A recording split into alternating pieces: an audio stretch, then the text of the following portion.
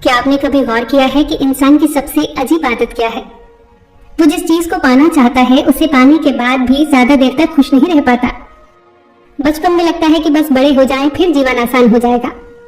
बड़े होते हैं तो लगता है बस पढ़ाई पूरी हो जाए, फिर नौकरी, फिर घर, फिर पैसा, फिर बच्चों का भविष्य और इसी तरह पूरी जिंदगी बस इसके बाद में निकल जाती है।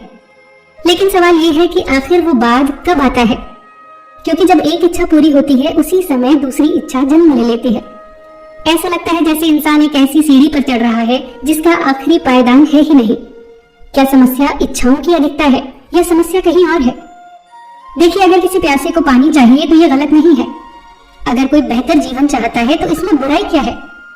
समस्या इच्छा होने में नहीं है, समस्या उस भ्रम में है जिसमें हम ये मान लेते हैं कि कोई एक उपलब्धि हमें हमेशा के लिए संतुष्ट कर देगी। जबकि सच तो ये है कि मन की प्रकृति ऐसी है कि वो थोड़े समय के बाद उस उपलब्धि का आदी हो जाता है और फिर नया खोजने लगता है। एक क्षण के लिए कल्पना कीजिए कि आपको वो सब मिल जाए जिसकी आपने कभी कल्पना की थी। पैसा, सुरक्षा, सम्मान, सुविधाएं, सब कुछ। एक इंसान यही तो चाहता है। अब खुद से पूछिए, इसके बाद क्या? पहले कुछ दिन उत्साह रहेगा, कुछ महीने संतुष्टि भी रहेगी, लेकिन फिर वही चीजें धीरे धीरे सामान्य लगने लगेंगी और मन किसी नए लक्ष्य की तलाश शुरू कर देगा और नई ख्वाहिश को जन्म दे देगा। यानी समस्या ये नहीं है कि हमारे पास कम है, समस्या ये है कि मन को हमेशा कुछ और चाहिए और यह कुछ और ही हमें वर्तमान से दूर ले जाता है। लेकिन यहाँ एक और सवाल पैदा होता है, अगर मन हमेशा आगे भागता रहेगा तो क्या इंसान कभी शांति पा सकता है? शायद नहीं, क्योंकि शांति कोई ऐसी मंजिल नहीं है जहां पहुंचकर हम रुक जाएं। शांति तो एक तरीका है जिससे हम यात्रा करते हैं। हम सोचते हैं कि पैसा आएगा तब शांति मिलेगी, जब समस्याएं खत्म हो जाएंगी तब शांति मिलेगी, जब लक्ष्य पूरा हो जाएगा तब शांति मिलेगी, जब सब कुछ हमारे हिसाब से चलेगा तब शांति मिलेगी। दोस्तों, जीवन का अनुभव कहता है कि कोई भी मंजिल स्थायी नहीं होती। एक समस्या खत्म होती है तो दूसरी आ जाती है, एक लक्ष्य पूरा होता है तो दूसरा सामने खड़ा हो जाता है। अगर शांति केवल मंजिल पर ही मिलनी होती तो इंसान कभी शांत हो ही नहीं सकता था। वास्तविक शांति का मतलब है सफर के बीच में भी संतुलित रहना। मगर आज का इंसान सफर से ज्यादा मंजिल के बारे में सोचता है, इसीलिए रास्तों पर उगे फूलों को कभी देख ही नहीं पाता। दिलचस्प बात तो ये है कि जीवन हमें बार बार रोकने की कोशिश करता है, कभी किसी असफलता के रूप में, कभी किसी बीमारी के रूप में, कभी किसी ऐसे मोड़ पर जहां आपकी सारी योजनाएं बिखर जाती है। उस समय हमें लगता है कि जीवन हमारे खिलाफ हो गया है। लेकिन क्या सचमुच ऐसा होता है? कहीं ऐसा तो नहीं कि जीवन हमें सजा नहीं संदेश दे रहा हो? क्या ये संभव नहीं है कि जिन घटनाओं को हम रुकावट समझ रहे हैं वे दरअसल हमें उस दिशा में बुला रही हो जहां हम खुद से बहुत दूर निकल आए हों? जरा सोचिए दोस्तों, अगर एक कुम्हार मिट्टी को आकार दे रहा हो और मिट्टी बोल सकती हो तो उसे हर चोट अन्याय लगेगी। उसे लगेगा कि उसके साथ कठोरता हो रही है। लेकिन कुम्हार जानता है कि बिना थपकियों के घड़ा बन ही नहीं सकता। जीवन भी कुछ ऐसा ही है। जो घटनाएं हमें तोड़ती हुई दिखाई देती है, कई बार वो हमें नया आकार दे रही होती है। लेकिन ये बात समझना आसान नहीं है, क्योंकि जब दर्द होता है तो फिलॉसफी नहीं सोचती, तब तो सिर्फ दर्द दिखाई देता है। और यही इंसान एक बड़ी गलती कर बैठता है। वो अपने घावों से लड़ने लगता है, उसे मिटाने की कोशिश करता है, उसे भूलने की कोशिश करता है। जबकि कुछ घाव मिटाने के लिए नहीं होते, वे समझने के लिए होते हैं, वे सबक लेने के लिए होते हैं। याद रखना दोस्तों, इंसान केवल अपनी सफलताओं से नहीं बनता, वो अपनी विफलताओं से भी बनता है। वह उन रातों से भी बनता है जब उसे लगा था कि आगे बढ़ना संभव नहीं है। वो उन पलों से भी बनता है जब पूरी दुनिया ने उसका साथ छोड़ दिया था। यानी हमारी कहानी केवल रोशनी से लिखी हुई कहानी नहीं है, उसमें अंधेरों का भी उतना ही योगदान होता है। लेकिन अगर हम अपनी कहानी को स्वीकार ही न करें तो, अगर हम हमेशा किसी और के जैसा बनने की कोशिश करते रहे तो, यही आधुनिक जीवन का एक और संकट सामने आता है, तुलना। आज हर किसी को लगता है कि सामने वाला मुझसे ज्यादा खुश है, क्योंकि पहली बार इतिहास में हम हर दिन हजारों लोगों की जिंदगी देख रहे हैं। किसी की नई कार, किसी की विदेश यात्रा, किसी की सफलता, किसी की उपलब्धि, और धीरे धीरे हमें लगता है कि बाकी सब आगे बढ़ रहे हैं, केवल हम ही पीछे छूट रहे हैं। लेकिन ये तुलना एक जाल है, क्योंकि हम दूसरों की चमक की तुलना अपने संघर्षों से कर रहे होते हैं। हम उनका स्टेज देखते हैं और अपना बैक स्टेज। और फिर ये निष्कर्ष निकाल लेते हैं कि हम पर्याप्त नहीं हैं। लेकिन क्या आपने किसी पेड़ को दूसरे पेड़ से ईर्ष्या करते हुए देखा है? नीम कभी आम बनने की कोशिश नहीं करता, बरगद कभी गुलमोहर नहीं बनना चाहता। हर पेड़ अपनी प्रकृति में बढ़ता है। इंसान ही एकमात्र प्राणी है जो खुद होने के बजाय किसी और के जैसा बनने की कोशिश करता है, और शायद इसी कारण वो थक जाता है, क्योंकि किसी और की जिंदगी जीने की कोशिश सबसे भारी बोझ है। लेकिन अब सवाल ये उठ सकता है कि अगर तुलना छोड़ दें तो फिर जीवन को दिशा कौन देगा? आखिर कोई तो होना चाहिए जिसे देखकर हम तय कर सके कि हमें कैसा बनना है, कहाँ पहुंचना है और किस दिशा में आगे बढ़ना है। बिल्कुल सही बात है, किसी को देखकर हमें प्रेरणा जरूर लेनी चाहिए, लेकिन प्रेरणा लेना और तुलना करना दो अलग अलग बातें हैं। प्रेरणा कहती है उस व्यक्ति से सीखो, जबकि तुलना कहती है उस जैसा बनो वरना तुम कम हो। प्रेरणा हमें आगे बढ़ाती है और तुलना हमें भीतर से कमजोर करती है। प्रेरणा हमें अपनी क्षमता पहचानने में मदद करती है और तुलना हमें अपनी कमियों में उलझा देती है। प्रेरणा हमें रास्ता दिखाती है तो तुलना हमें अपने ही रास्ते से भटका देती है। और शायद इसी वजह से बहुत से लोग आगे बढ़ने की कोशिश तो करते हैं, लेकिन भीतर से संतुष्ट नहीं हो पाते, क्योंकि उनका ध्यान अपने विकास पर कम और दूसरों की प्रगति पर ज्यादा होता है। वास्तविक विकास का अर्थ किसी और से बेहतर बनना नहीं है। वास्तविक विकास का अर्थ है कल के अपने स्वरूप से बेहतर बनना।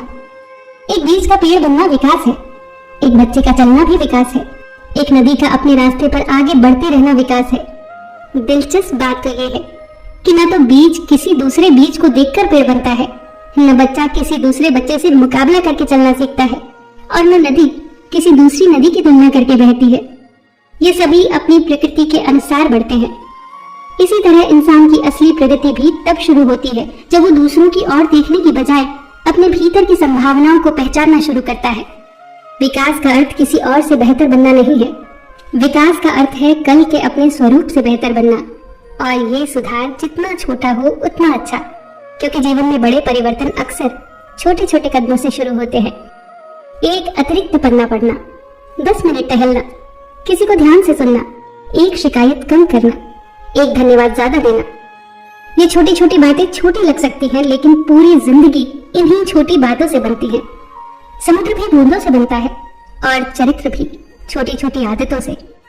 छोटे सुधार जीवन बदल सकते हैं, लेकिन केवल सुधार ही पर्याप्त नहीं है, दिशा भी महत्वपूर्ण है, क्योंकि एक नाविक जितनी कुशलता से चप्पू चलाएगा उतनी ही तेजी से आगे बढ़ेगा।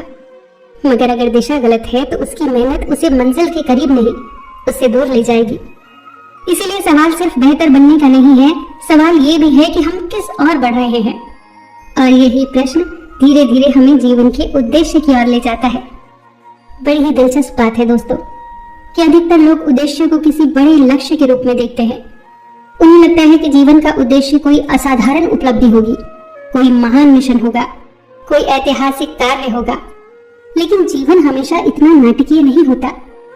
कई बार जीवन के उद्देश्य बहुत ही साधारण होते हैं, जैसे परिवार को प्रेम देना, किसी कला को निखारना, किसी काम को ईमानदारी से करना, किसी बच्चे को संस्कार देना, किसी का सहारा बनना, किसी के जीवन को थोड़ा आसान बना देना, भले ही उसे पता न चले कि आप उसके लिए क्या कर रहे हो। किसी काम का मूल्य इस बात से तय नहीं होता कि दुनिया उसे देख रही है या नहीं। जीवन के कुछ सबसे महत्वपूर्ण योगदान वही होते हैं जो शोर नहीं करते, लेकिन किसी का जीवन बदल देते हैं। कई बार जीवन का उद्देश्य दुनिया बदलना नहीं होता, कई बार उद्देश्य किसी एक जीवन में रोशनी बनना होता है।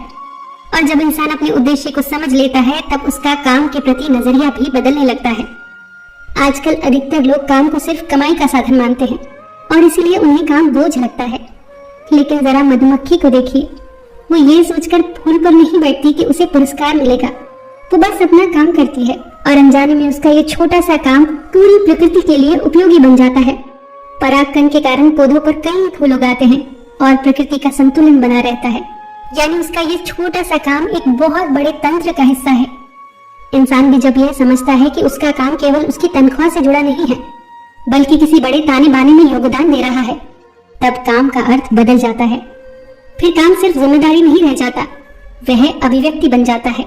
और जब काम अर्थपूर्ण हो जाता है तो इंसान वर्तमान क्षण की कीमत समझने लगता है, क्योंकि उसे ये एहसास होता है कि जीवन वास्तव में भविष्य में नहीं हो रहा, वो अभी हो रहा है, यही इसी क्षण। लेकिन दुर्भाग्य ये है कि हम अक्सर वर्तमान को भविष्य के लिए गिरवी रख देते हैं।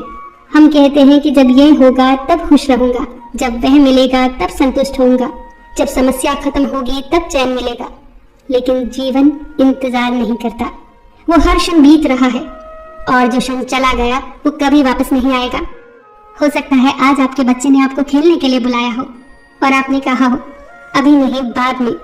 हो सकता है किसी अपने ने आपसे बात करनी चाहिए हो और आपने उसे टाल दिया हो सकता है आज का यह सामान्य दिन ही वह दिन हो जिसे कुछ साल बाद आप सबसे ज्यादा याद करें। क्योंकि जीवन की सबसे मूल्यवान चीजें अक्सर बड़ी घटनाएं नहीं होती, वो ये छोटे छोटे पल होते हैं जिन्हें हम उस समय साधारण समझकर गुजर जाने देते हैं। और यही कारण है कि वर्तमान क्षण इतना अनमोल है।